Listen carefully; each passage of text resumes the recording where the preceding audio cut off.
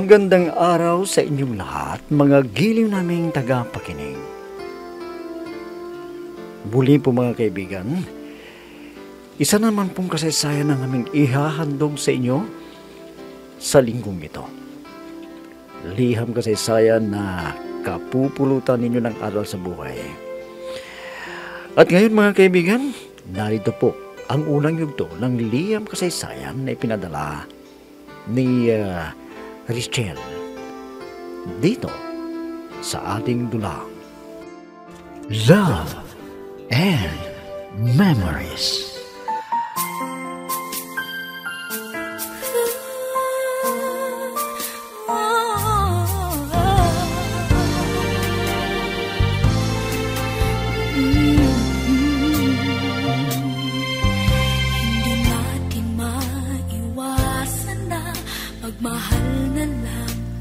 Tawagin na lang ako sa pangalang Richelle.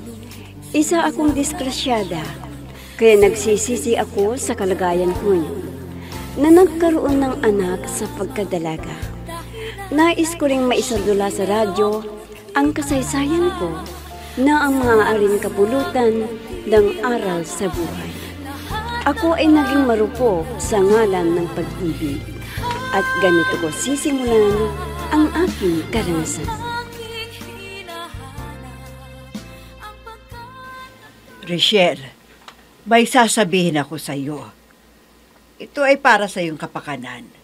Kaya tandaan mo lagi ang bilin ko sa iyo, ha? Mami, ano ba yan? Paulit-ulit na naman yun eh. Hindi ko po makakalimutan. Mas mabuti yung lagi kang pagsabihan para matandaan mo at hindi ka mapapahamak. Ang gusto ko lang, pagtuunan mo ng pansin ang iyong pag-aaral. Dahil wala akong maipapamana sa'yo. Ha? Ang ibig ninyong sabihin, Mami? Naubos na ang pinundar ninyong ari-arian ni Daddy? Oo. Alam mo naman na matagal na nagkasakit ang iyong daddy at halos maubos ang pera natin. Ganun ba, Mami? Wala na bang pag-asa para manumbalik ang ating negosyo? Wala na, Iha. Kaya kailangan mong magpursige sa iyong pag-aaral. Para sa iyong magandang kinabukasan itong sinasabi ko sa iyo. At huwag mong pagsabayin ang pag-aaral at pakikipagrelasyon para hindi masira ang iyong pag-aaral. Opo, Mami. Pangako ko sa inyo, mag-aaral po akong mabuti para hindi po masayang ang iyong sakripisyo para sa akin. Gagawin ko ang lahat para maging masaya kayo pag natapos po ako sa aking pag-aaral.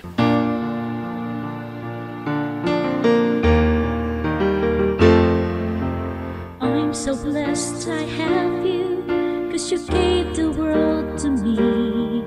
You're my inspiration, the perfect one in my life forever. You make my life complete. Paano ba ito? Sinabihan na naman ako ni Mami na mag-aaral na mabuti.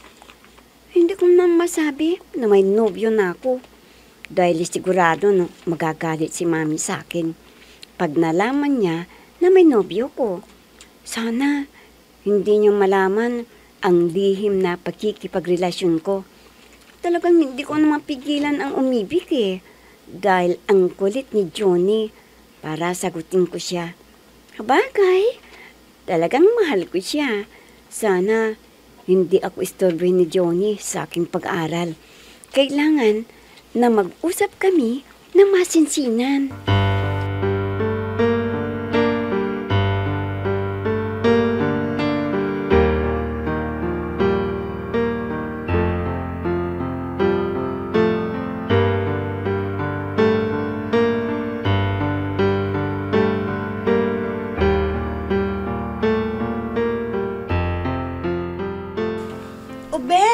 Ano naman ang problema mo? Nakasimangot ka na naman dyan. Naku, hindi bagay sa'yo Mawawala ang ganda mo niyan. Paano naman si Mami?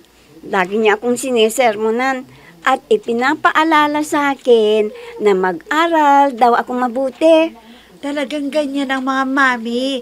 Siyempre, alam niya na padalos-dalos ang isipan ng mga kabataan. Kaya dapat lang na ipalala sa'yo ang dapat mong gawin. Pero Bes, araw-araw naman nakakasawa na. Pero wala akong magawa para pigilan ang anumang gusto niyang sabihin sa akin. Yun naman pala Ang gawin mo, pakinggan mo sa isang tenga mo at palabasin sa kabilang tenga. Huwag ka na magtampo dyan dahil iniisip ng mami mo ang iyong magandang kinabukasan. Ewan ko kung hindi ka rin maiinis kung lagi mong naririnig ang bili ni Mami.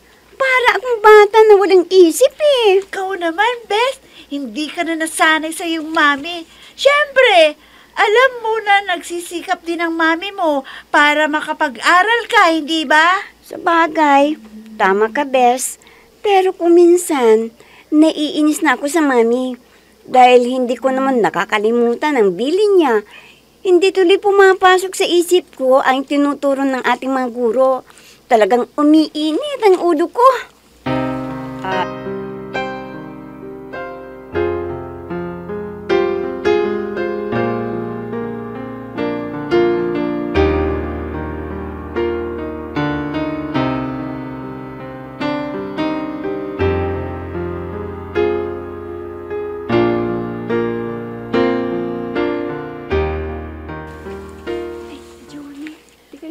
Ano ka ba naman, Johnny? Saan ka ba nanggaling? Kanina pa kita hinihintay Pero hapon ka na dumating. Ano bang nangyari sa'yo? Pasensya ka na, Rona. Inutusan kasi ko ng daddy ko na pumunta sa aming farm para pagsabihan yung katiwala nila doon na magpipitas ng mangga para maibenta. Ano? Totoo ba yung sinasabi mo? Kaya dahilan mo lang yan para hindi ako magalit sa'yo. Ano ba naman, Rona? Kung kailan na matagal na nating relasyong dalawa, ganoon ka pa magdududa sa akin? Ha? Paano naman? Hindi ka tumutupad sa pangako mo Hindi ka man lang tumawag sa akin para alam ko na hindi ka pupunta rito sa bahay. Dahil nga, marami na kasing sinabi sa akin ng dad ko dapat kong gawin. Ganun Baka naman may ibang babae ka nang dinadalaw dyan, pero dahilan mo lang yan para kunwari inutusan ka ng daddy mo.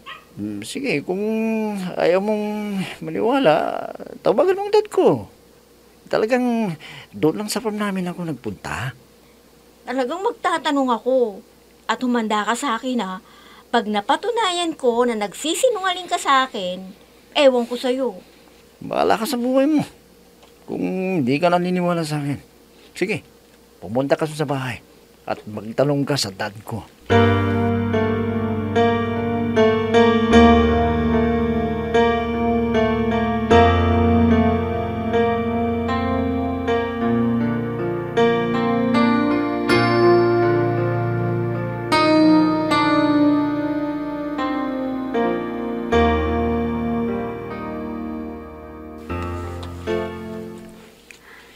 Bes, ano na naman ang iniisip mo dyan? Huwag mong sabihin na may hinihintay kang dalaw ngayon. Hindi naman, kaya lang. Ngayon lang ako nakadama ng ganito. Kahit sinabihan na ako ni Mami, ay hindi ko siya matanggihan. Teka, may itatanong ako sa'yo. Di ba nanliligaw sa'yo yung si Johnny? Kwan Bes, sabihin ko na sa'yo ang totoo. Sinagot ko na si Johnny. Ano? Pero Bes, anong malay mo? Baka may nobya na yon. Sa tingin ko palikero yun Parang mayabang kung umasta. Hindi Bes, mabait siya at mapagmahal. At lagi siyang nagpapaalala sa akin na huwag ko na pabayaan ang aking kalusugan. Sus, naniwala ka naman agad. Ang dapat mong gawin, kilalanin mo munang maigi ang kanyang pag-uugali. Anong malay mo? Baka may tinatago yun. At hindi lang ikaw ang kanyang nobya. Huwag mo namang husgahan si Johnny. Alam ko na tapat siya sa akin. Ang gusto niya, lagi niya akong makita. Pero hindi pwede Baka malaman pa ni Mami eh. Kaya mag-ingat ka, Bes, ha? Para hindi ka patigilin sa iyong pag-aaral. At saka, di pa tayo nakapag-aral sa kolehiyo. Ha? Mag-ingat ka, Bes, ha? Okay, sinabi mo eh.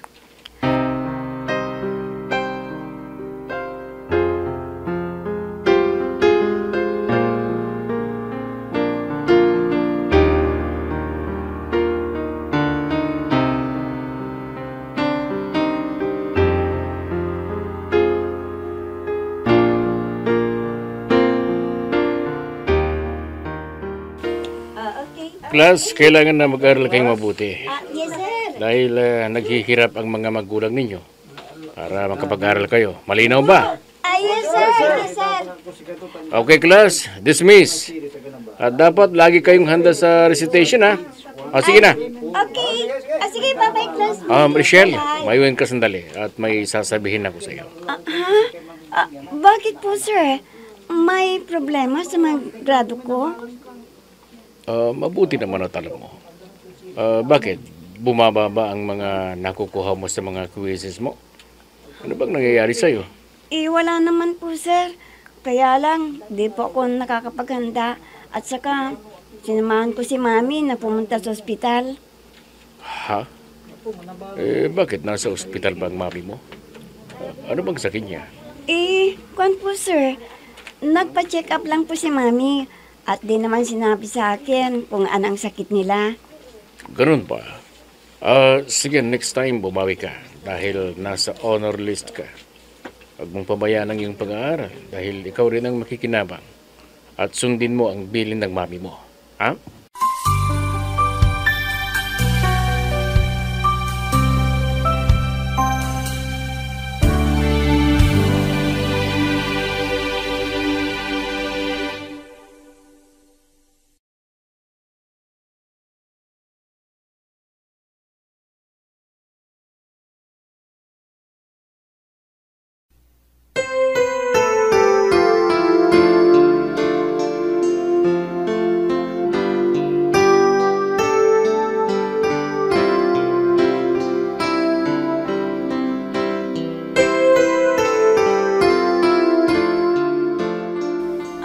Naku, Johnny, di ba sinabi ko sa'yo, huwag ka nang pupunta rito sa school. Baka may makakita sa'yo na kausap kita. Siguradong isusumbong ako sa mami ko. Paano naman? Lagi kitang namimiss kasi. Kung pwede lang sana, araw-araw oras-oras. Gusto kitang makita. Sana nag-text ka na lang at sa labas tayo magkita. Alam mo naman na bawal pa akong makipagnobyo. Pasensya ka na. Talagang hindi ko talaga matiis na hindi ka makita at makausap. Kaya pinunta na kita dito. Sige na, umalis ka. Mamaya tayo mag-usap pagkatapos ng klase ko. Ikaw, hindi ka ba pumasok? Nasa kolehiyo ka na. Dapat hindi ka nag-absent. Tapos na yung klase ko, no? Kaya wala kang dapat ipag-alala. Dahil gusto ko rin makapagtapos sa aking pag-aaral. Sige na, umalis ka na. Para hindi ka makita ng mga kaklase ko at di nila ako kakantyawan. Okay. Pero pakis muna. Para inspirado uli ako. Hindi ako alis dito hanggat hindi mo ako pinagbibigyan. Sige na, Rachel. Kwan. Sige, doon sa likod ng aming room. At di tayo makikita roon. Dalian mo na. Talaga? Alam ko na talaga mahal mo ako. Kaya halika na. Para maka-escort na rin ako.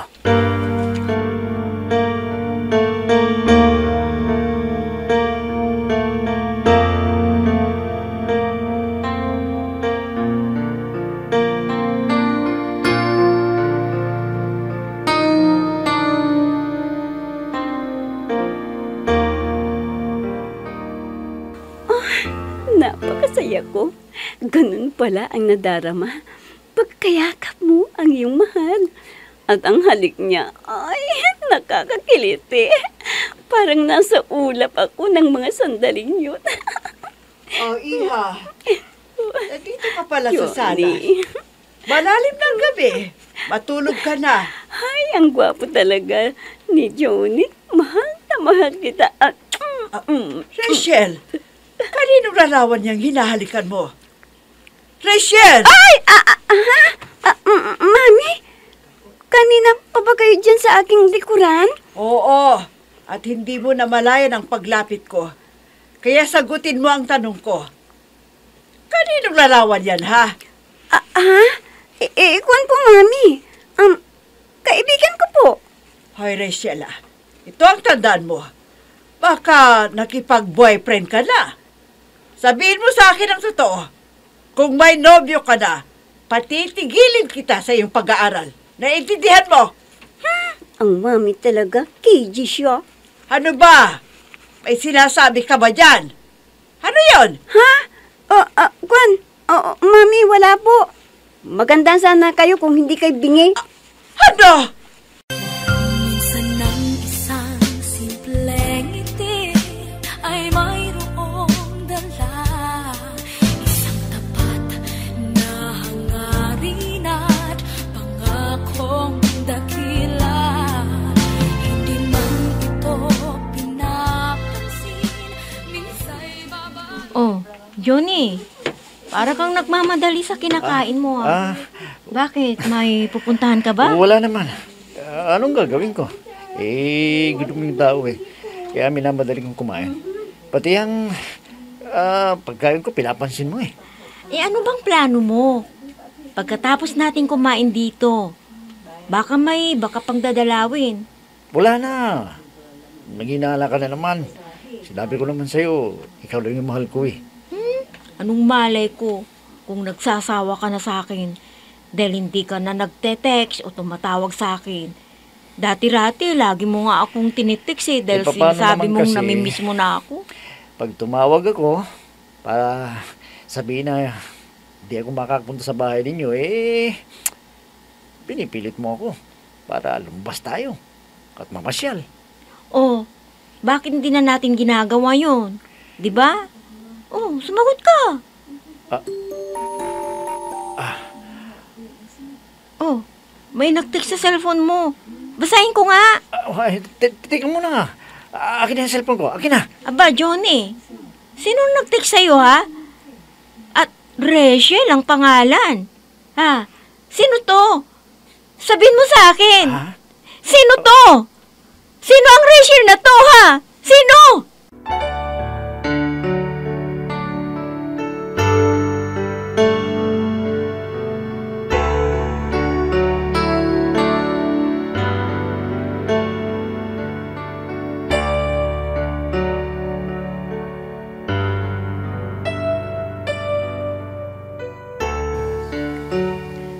Kailangan kong makilala ang Rachel na yun.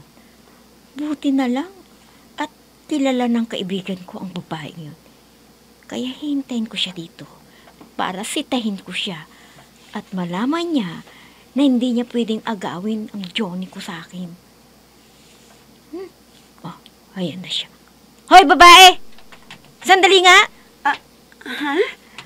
Sino ka? Ikaw ba si Rachel? Oo, ako nga si Rachel. Bakit mo ko kilala? At anong kailangan mo sa akin? Ikaw pala ang lumalandi sa nobyo ko na si Johnny.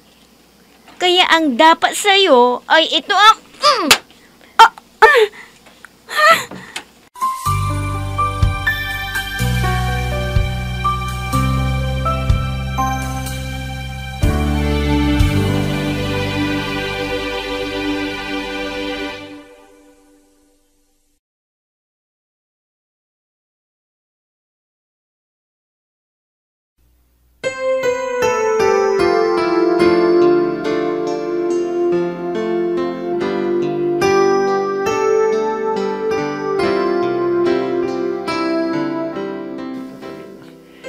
Ano ang mangyayari sa pagtatagpo ni na Rachel at Rona?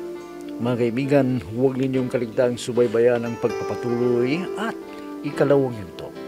Nagliham kasi sayan na ipinadala ni Rachel dito sa ating dulang. Love and Memories. Mga nagbibigay buhay sa ating dula ay sina Mayra Abrihal Narnola, Susan Malikdem, Robert de Guzman, Yehuda Ismael, Eva Alcoriza, Jun Cabato, Ami Diaz, at si Oscar Ora. Technical supervision at musika ni Oscar Ora. Nilapatan ng tunog ni Robert de Guzman. Mula sa panulat at direksyon ni Ami Diaz. Love and Memories. Inihahandog sa inyo ng F3 Recording Studio para sa Pambansang Radyo ng Pilipinas, Bombo Radio, Philippines.